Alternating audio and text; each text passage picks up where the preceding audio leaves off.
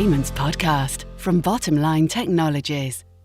It's fair to say the COVID challenge has amply illustrated why it's imperative for organizations of all sizes to abandon paper-based and manual procedures and to make sure they can safely and remotely access mission-critical systems without being physically present in the office. One of the few benefits of this has been the acceleration of digital transformation and cloud computing adoption. Hello, I'm Jacqueline Powell, and you're listening to the Payments Podcast. In today's episode, we're joined by Marcus Hughes, Head of Strategic Business Development, to talk with us about how AP and AR automation can influence working capital management and make businesses more efficient. Hi, Jackie. Pleasure to be here. So, Marcus, jumping right in with the first question. What are the hindrances businesses face when it comes to AP and AR automation, and how do you think working capital management can solve this? Well, the key pain points are the widespread use of manual processes and paper-based procedures in accounts receivable and accounts payable. And this results in a lack of visibility and control. The AP department, which is a mission-critical business unit, faces the challenge of receiving and approving inbound invoices in various formats, ranging from paper invoices to PDFs and other electronic formats. These invoices must be compliant with VAT rules, otherwise businesses can't claim back tax. Processing large numbers of bulk payment files quickly and efficiently is another challenge faced by most AP departments, and these payment files must be validated to guard against fraudulent transactions. When it comes to delivering invoices to customers, the AR department must do this quickly, efficiently, and ideally in an electronic manner. To maximize the likelihood that invoices will be paid on time, the AR team must make sure that all pertinent information is readily available to their clients so that they can easily examine and approve these invoices. It's becoming more and more crucial that AR departments provide their clients with a variety of payment methods. And I'd emphasize the importance of offering clients flexible payment choices on merchant websites, given the explosive growth in online sales in recent years. Nowadays, that should, of course, include open banking payments as well as cards. Okay, thank you. And could you quickly define for us working capital management and how it can help improve these AP and AR processes? Yes, certainly. The amount of day-to-day operational liquidity which is needed by a firm to run smoothly, this is known as working capital. Therefore, one of the most important duties of CFOs and their finance team is working capital management. So cash, receivables, payables, and inventory make up the four primary elements of working capital. Managing that working capital is about ensuring that a business can fulfill all of its financial commitments as they fall due, while also enhancing the financial performance of the company by controlling its cash, receivables, payables, and inventories in an efficient manner. As a result, borrowing costs are reduced and the financial return on any surplus funds is increased. The effectiveness of an organization's working capital management is often assessed using four key performance indicators, all of which must be carefully balanced. It's quite a delicate balancing act. First, reduce days sales outstanding, or DSO, by speeding up incoming cash flows from sales. In addition, a company will postpone or delay within reason the cash outflows needed to settle supplier invoices. This is known as increasing days payables outstanding. That's DPO. So DSO and DPO are important indicators of a company's working capital management. In order to optimize working capital, a CFO would often lengthen supplier payment terms wherever possible and speed up incoming cash flow on their receivables.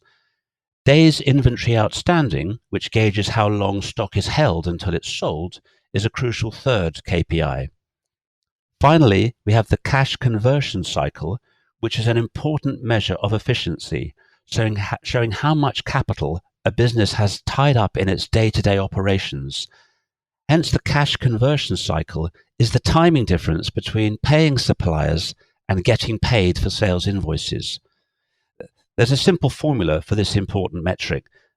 The cash conversion cycle equals days sales outstanding plus days inventory outstanding, then minus days payable outstanding. The longer the cash conversion cycle, then the longer a business needs funding to bridge this timing gap. Reducing the cash conversion cycle improves liquidity and profitability. Working capital techniques like supply chain finance have been developed to optimize working capital and to reduce the cash conversion cycle for suppliers. So if managed properly, it sounds like working capital optimization can really help put finance teams in a much better place.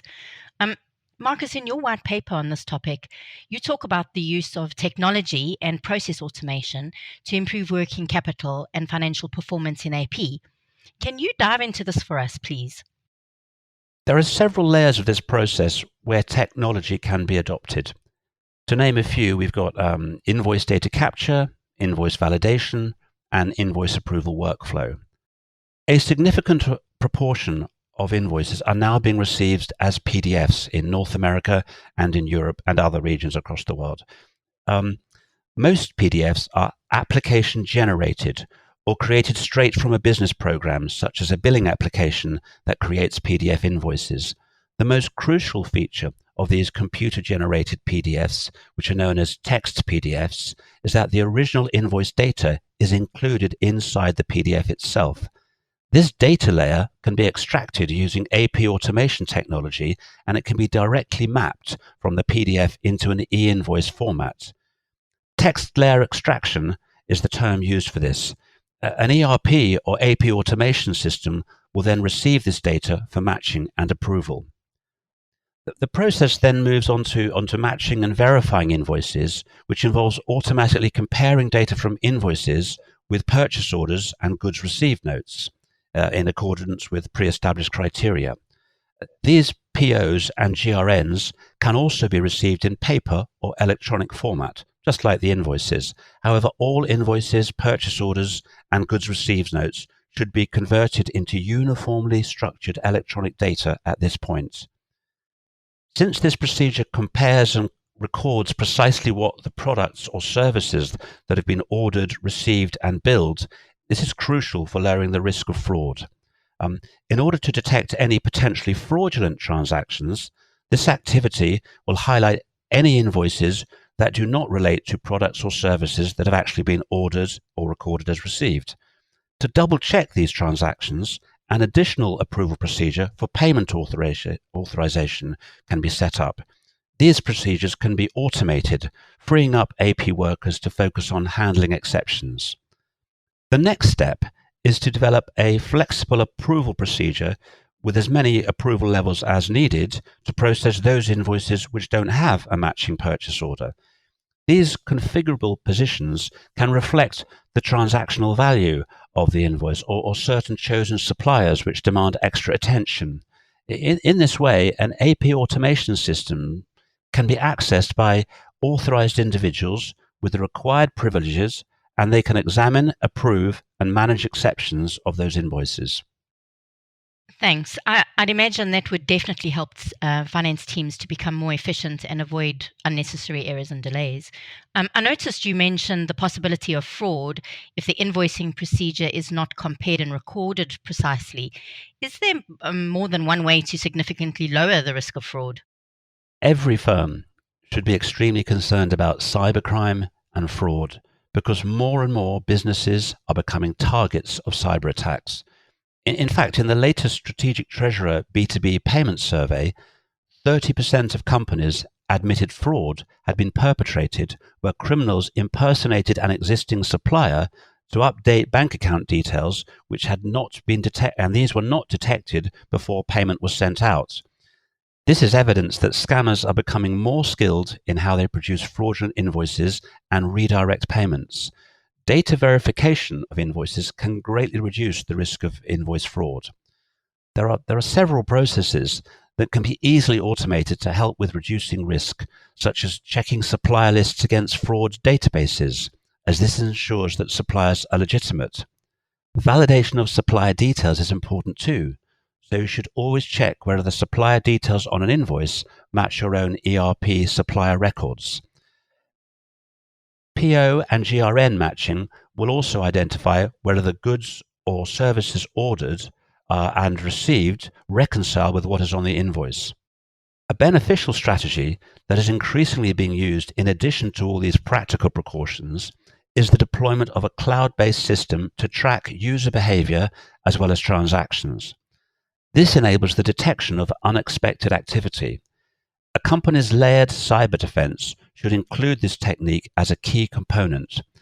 An effective monitoring system recognizes typical transaction patterns and typical user activity thanks to advanced analytics and the intelligent profiling of user behavior and payments. This information is then applied as the foundation for real-time detection of anomalous and potentially fraudulent transactions. Okay, so having covered the basics of working capital optimization, some best practices to engage technology in the process, and ways to mitigate fraud, perhaps you can brief us on the continuing problem of late payments of supply invoices.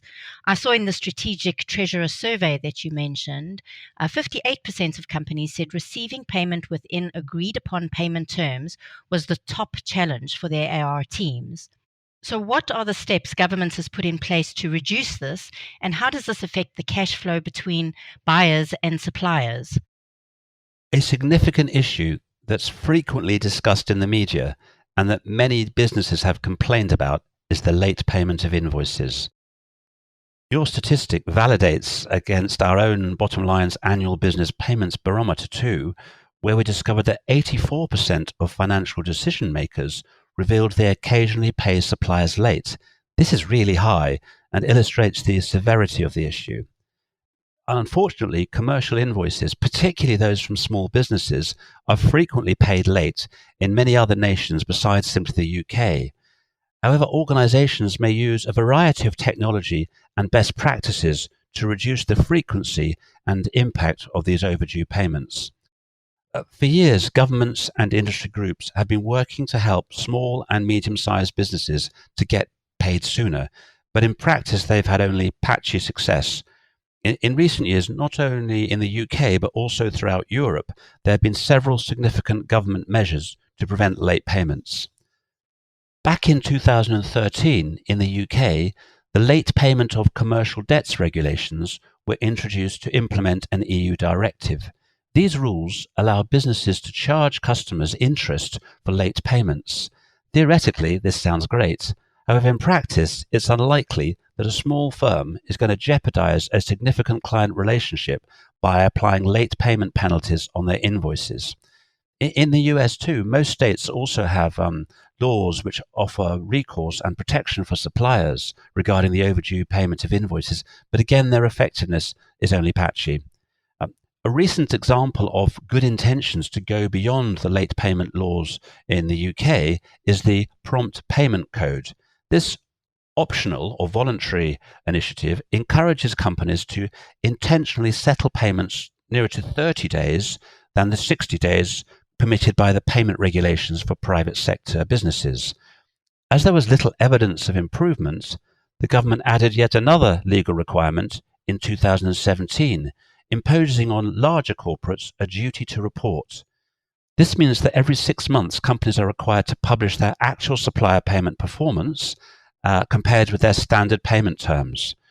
Numerous UK organisations are affected by these duty to report regulations, and actually examining your own customers and your suppliers' performance reports, which are made available to the public on a helpful government website, can be a very instructive exercise.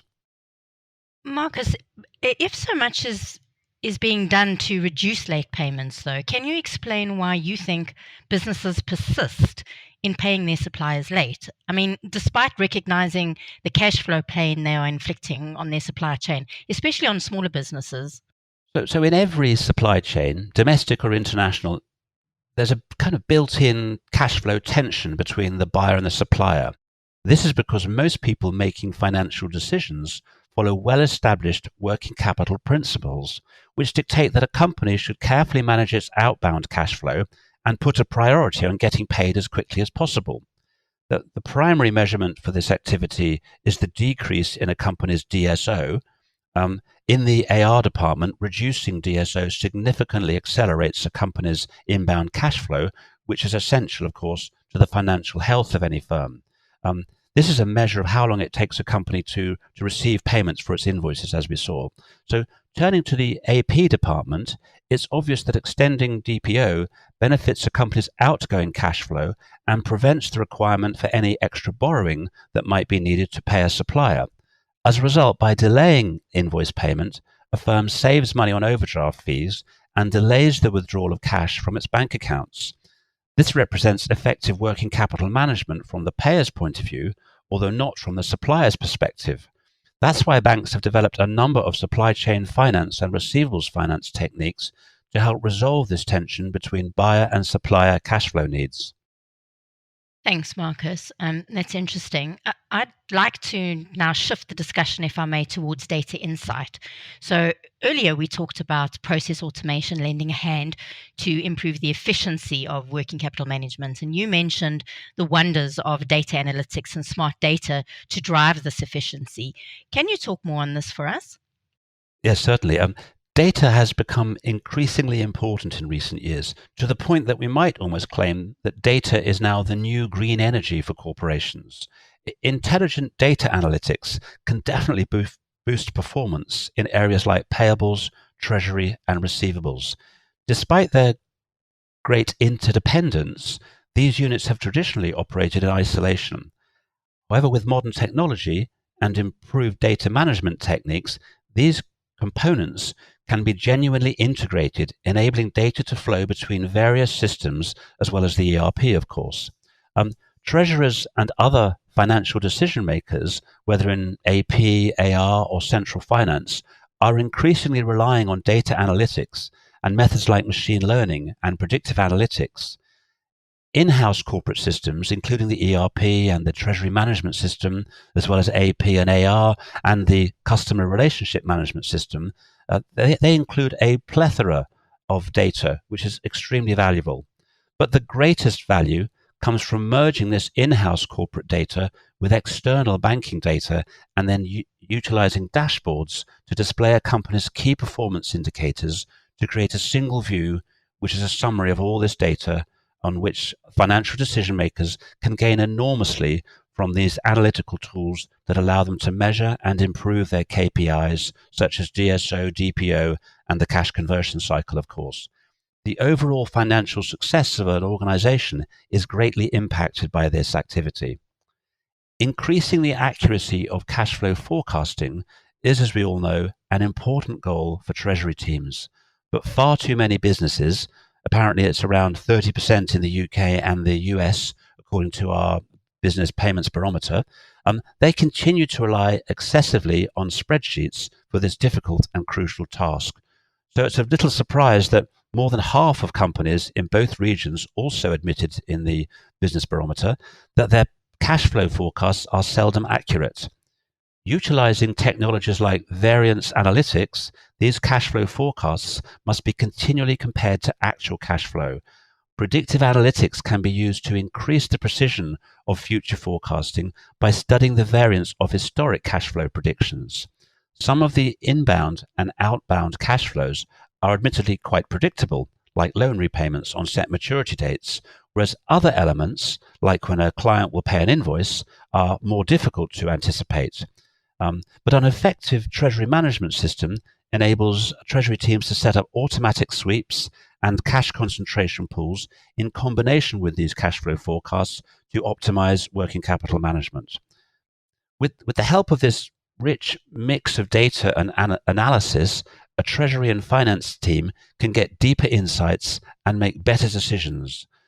Throughout the business cycle, advanced methods like artificial intelligence and predictive analytics can be used to analyze historical performance and increase the accuracy of cash flow forecasts. That's very insightful and I imagine helpful for our listeners. Thank you, Marcus. As we bring this episode to a close, is there anything you would like to share before we conclude today's recording? Yes, as we've seen, working capital is a crucial indicator of how well a company is performing financially. By enabling unparalleled real-time management and visibility of payables, treasury, and receivables through a single platform that is securely connected to multiple banks, the intelligent use of data can revolutionize how finance professionals operate. The consolidation, automation, and digitization of these activities enable better decision-making and improved financial performance. Anyone who reads my white paper will find a checklist of the main tips given throughout the document, which can help in implementing effective working capital management and improved financial performance. Another important way to improve working capital, which we've not had time to cover in this podcast, is to use early payment programs, supply chain finance, and other forms of invoice receivables finance to accelerate cash flow. These valuable financial tools help suppliers to get paid quickly at the same time as enabling buyers to preserve their cash and defer settling their invoices. This creates a win-win for buyers and suppliers, and there's plenty more information on these techniques in the white paper. That's a concise and great conclusion, Marcus. Thank you. And thank you for joining us today. You're most welcome, of course, Jackie. Well, that brings this episode to a close, but we'll be back soon with more educational insights on the changing payments landscape. For today, that's all from the Payments Podcast.